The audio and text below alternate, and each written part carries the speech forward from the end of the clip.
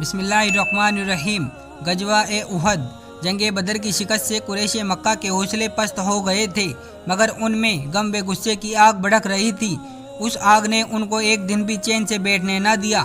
ایک سال تو انہوں نے کسی طرح گزارا، لیکن سن 3 ہجری میں ابو سفیان نے مکمل تیاری کے ساتھ 3000 کا لشکر لے کر مدینہ کے باہر احد پہاڑ کے پاس پڑاؤ ڈالا۔ اس کے ساتھ 3000 اونٹ، 200 گھوڑے اور 700 آدمی جرح پہنے ہوئے تھے۔ رسول اللہ صلی اللہ علیہ وسلم شوال سن 3 ہجری میں نماز جمعہ ادا کر کے 1000 مسلمانوں کو لے کر احد کی طرف روانہ ہوئے، مگر عین وقت پر منافقوں نے دھوکہ دے دیا اور عبداللہ بن ابی اپنے 300 آدمیوں کو لے کر واپس ہو گیا۔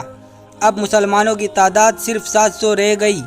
احد کے مقام پر لڑائی شروع ہوئی اور دونوں جماعتیں ایک دوسرے پر حملہ آور ہوئی۔ اس جنگ میں مسلمانوں کو پہلے فتح ہوئی، مگر ایک چوک کی وجہ سے جنگ کا پاسا پلٹ گیا۔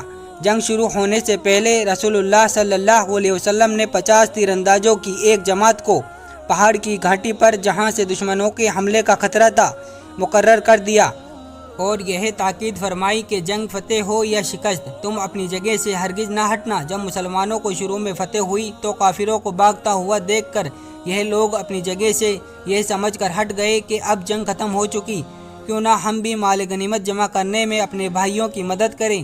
ان کے امیر حضرت عبداللہ بن جبیر نے بار بار روکنے کی کوشش کی، لیکن انہوں نے فتح کی خوشی میں بات نہ سنی اور پہاڑ سے نیچے اتر آئے۔ حضرت خالد بن ولید جو اس وقت مسلمان نہیں ہوئے تھے اور کفار کی طرف سے لڑ رہے تھے، جب اس جگہ کو خالی دیکھا تو پیچھے سے حملہ کر دیا۔ ادھر مسلمان بے فکر تھے، بالآخر بھاگتے ہوئے مشرکین پلٹ کر مسلمانوں پر ٹوٹ پڑے۔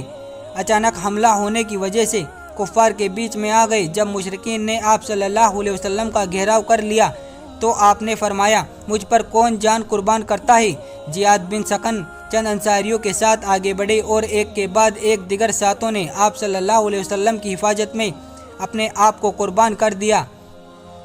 عبداللہ بن قمیہ نے جب تلوار کا وار کیا تو عمار حضور صلی اللہ علیہ وسلم کے سامنے آ گئی اور اس کے وار کو اپنے کندھے پر روک لیا۔ حضرت ابو دجانہ رضی اللہ تعالی عنہ ڈال بن کر کھڑے ہو گئے، یہاں تک کہ ان کی پیٹھ تیروں سے چھلنی ہو گئی۔ حضرت طلحہ نے دشمنوں کے تیر اور تلوار ہاتھوں پر روکی، جس کی وجہ سے ان کا ایک ہاتھ کٹ کر گر گیا۔